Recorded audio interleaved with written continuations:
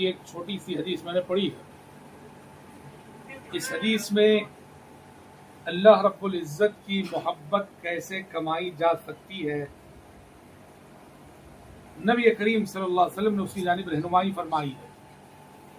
اللہ رب العالمین کی محبت کا حقدار بننا یہ بندے کے لیے بندگی کی معراج ہے کہ اللہ ہم سے محبت کرنے لگ جائے. اب اللہ کی محبت کے حقدار کیسے بن سکتے ہیں؟ احادیث میں اس کے بہت سارے ذریعے بتائے گئے ہیں. اس حدیث میں 3 صفتیں بتائی گئی ہیں.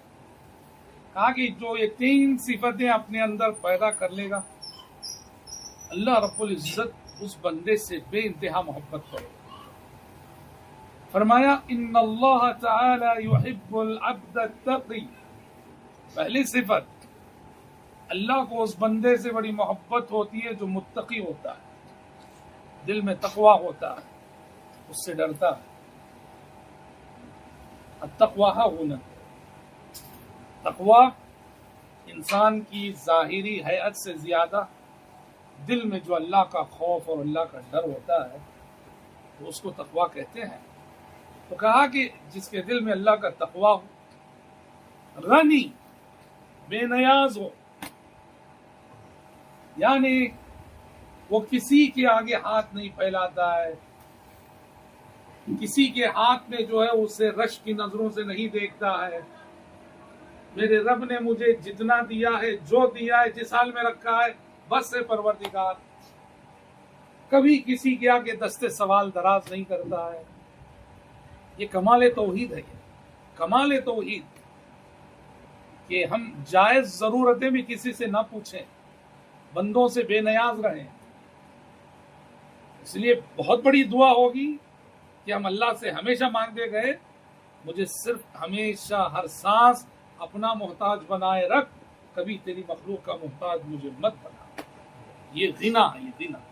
ان اللہ تعالی یحب العبد التقی. اللہ کو اس بندے سے محبت ہوتی ہے جو متقی ہو، غنی بے نیاز ہو، اور الخفی گمنام ہو، اپنے تقوی کا ڈھنڈورا نہیں پیٹتا. ہاں، اپنی نیکی، اپنے تقوی، اپنے اخلاق ڈھنڈورا نہیں پیٹتا ہے، گوشے گمنامی میں رہتا ہے. اسے شہرت سے، ریاکاری سے کوئی سروکار نہیں. عام طور پہ کیا ہوتا ہے کہ انسان ذرا کچھ اگر اس کی اس میں تقوی رہا، یہ رہا، وہ رہا، اسے محسوس ہوتا ہے کہ میں متقی ہوں، اس راستے سے وہ عزت کمانے کی کوشش کرتا ہے، جسے ریاکاری بولتے ہیں. سمجھ والی بات؟ تو یہ بندہ ایسا کہ خفی گمنام بھی ہے. تو یہ 3 صفات جس کے اندر ہو، اللہ کو اس بندے سے محبت ہوتی ہے. اچھا، اب پریکٹیکل طور پہ بہت ساری شخصیتیں ہو سکتی ہے جس کے اندر یہ صفت ہو. یہ ایک شخصیت بطور نمونہ مثال اویس قرنی، یہ تینوں صفتیں دیکھی ان کے اندر.